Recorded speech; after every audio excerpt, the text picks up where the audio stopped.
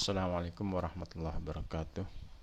Alhamdulillah rabbil alamin. Assalatu wassalamu ala asrafil anbiya'i wal mursalin wa ala alihi wa sahbihi wa man tabi'ahum bi ihsan ila yaumiddin. Allahumma shalli ala sayyidina Muhammadin wa ala alihi wa sahbihi ajma'in. Amma ba'd. Rabbi israh li sadri wa yassir li amri wa hlul 'uqdatam min lisani yafqahu qawli. Rabbi zidni ilma warzuqni fahma. Amin. Rekan-rekan yang dirahmati Allah, kita masuk materi yang ini penting, materi ini karena ini menyangkut teori dasar dari permintaan dan penawaran uang. Teori ini kita akan fokus pada teori klasik dan teori modern tentang uang.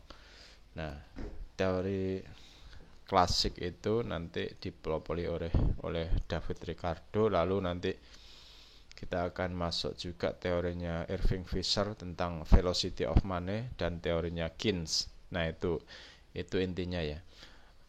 Untuk lebih jelasnya teman-teman harus membaca ini sampai selesai dan mengerjakan kuis. Lalu saya juga sudah mengupload materi tentang kebijakan moneter di Indonesia, tulisan Pak Pariwarjio udah lama ya, tahun 2003. Waktu itu beliau belum apa-apa, sekarang sudah jadi gubernur Bank Indonesia. Nah, tulisan itu tolong dibaca karena itu penting. Itu menyangkut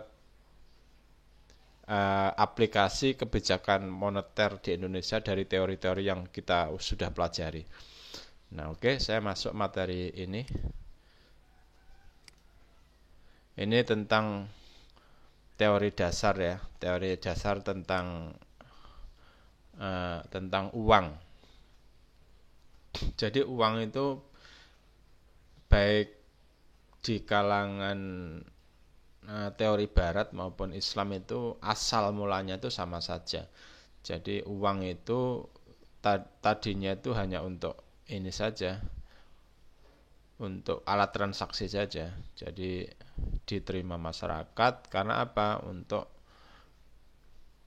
menghargai barang-barang dan jasa. Nah, itu. Lalu dalam perkembangannya uang itu ada berfungsi sebagai komoditi teori itu. Jadi ada teori komoditi dari uang. Lalu berkembanglah teori itu.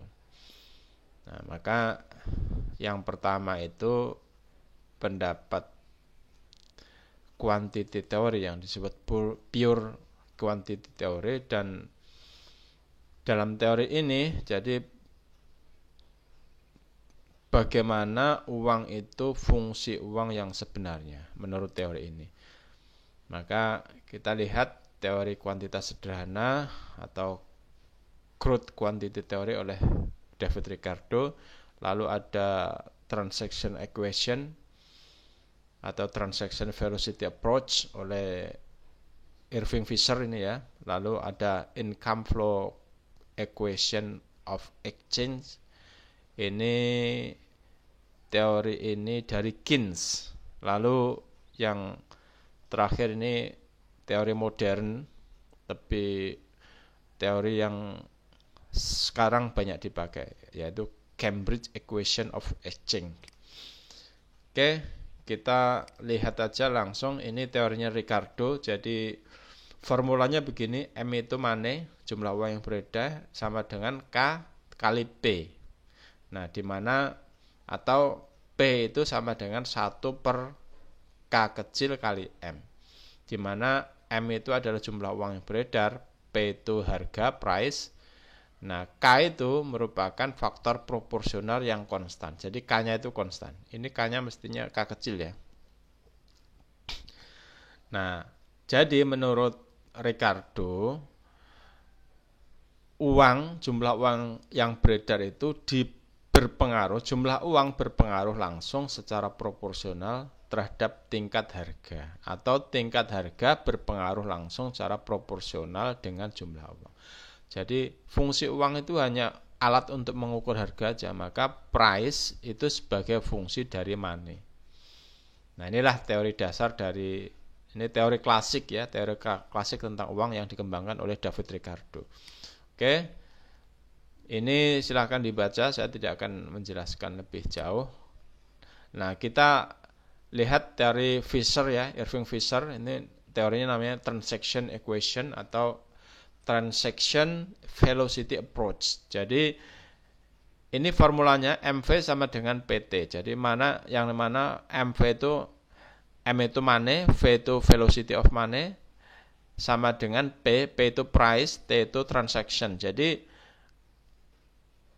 dalam perkembangannya, kalau Ricardo tadi kan hanya money fungsi dari T atau uang itu hanya alat untuk mengukur harga aja. Nah, kalau teori Fisher ini lebih berkembang lagi karena ada velocity. Jadi kenapa velocity? Karena velocity ini perputaran. Semakin cepat perputaran uang, maka output itu akan semakin besar. Maka negara-negara yang maju itu perputaran uangnya akan cepat. Karena apa? Karena punya transaksi P, price-nya itu dikalikan T, atau kalau dalam makro ya GDP gitu. Jadi GDP-nya itu berputar cepat. Seperti orang dagang itu kalau barangnya laku cepat itu kan cepat kulaan itu. Cepat kulaan. Nah, itu namanya velocity. Nah, velocity of money sama dengan price, harga dari output yang dihasilkan. Inilah teori dasar dari Irving Fisher. Lalu kita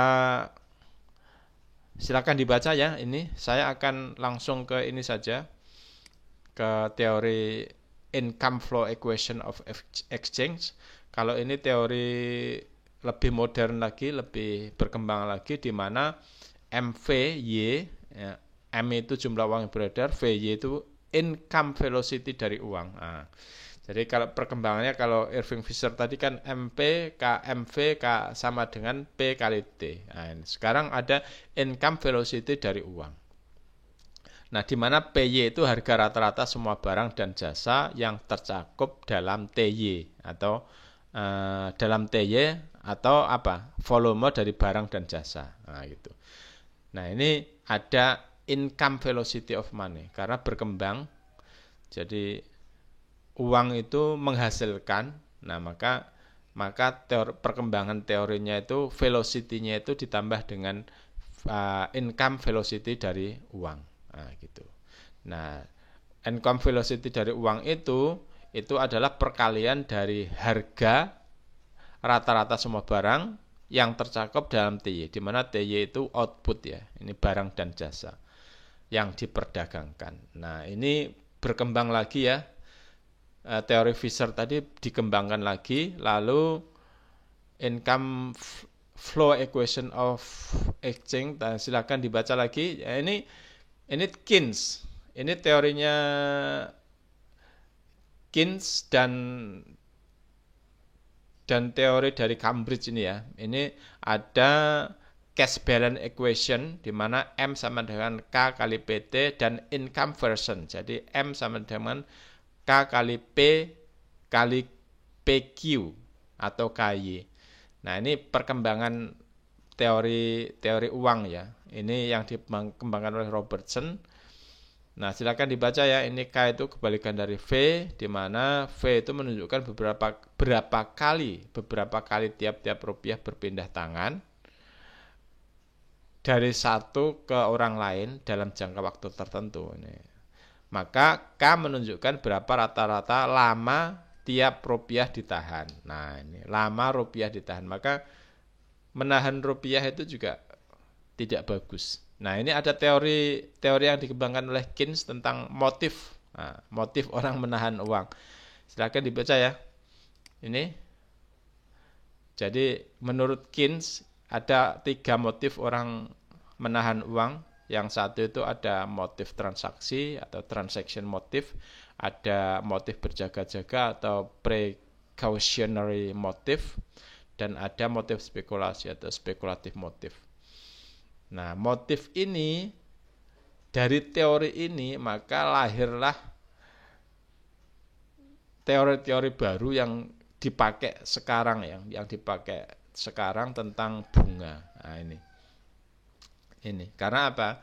Orang berspekulasi. Kenapa orang berspekulasi? Karena dia itu berbanding terbalik dengan bunga. Nah, gitu. Kira-kira begitulah. Tolong teman-teman baca ini ya sampai selesai. Saya tidak akan menjelaskan ini sampai selesai. Nah, ini ada apa ya? Ada kurva motif berjaga-jaga. Ini kecondongan atau kalau dalam kurva biasanya kita sebut slope ya. Apakah ini lebih ke sini atau lebih ke sini? Ini tergantung dari Z ini pendapatan ya, dan ini LT itu lebih ke transaksi. Motif transaksi ini pendapatan. Jadi uang itu lebih dipakai untuk transaksi atau ditahan itu. Nah, lalu ada teori ini liquidity preference dari Kin.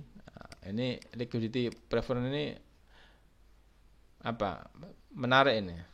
Karena ini hubungannya dengan spekulasi. Nah, dan ada teori liquidity gap trap gitu. Jadi jebakan liquidity ini. Jadi kalau sudah begini, orang tingkat bunga IL ini merupakan tingkat bunga yang sangat rendah. Nah, ini sehingga tidak mungkin turun lagi. Nah, tingkat bunga ini akan naik di masa mendatang sehingga surat berharga harganya turun. Nah, orang tidak mau membeli surat berharga sehingga apa? Menghendaki uang cash. Nah, sehingga orang terjebak untuk memegang uang. Nah, itu namanya liquidity. Jadi uang itu ditahan, tidak dipakai untuk spekulasi maupun transaksi maupun berjaga-jaga. Nah, inilah kira-kira penjelasan dari saya. Untuk lebih jelasnya silahkan dibaca materi yang sudah saya upload di e-learning tentang ini, kebijakan moneter di Indonesia. Ini penting ya. Tolong teman-teman baca ini teori dasar tentang kebijakan moneter di Indonesia ini. Oke, terima kasih atas waktunya. Mudah-mudahan kita semua sehat di tengah pandemi ini. Billahi taufik wal hidayah. Wassalamualaikum warahmatullahi wabarakatuh.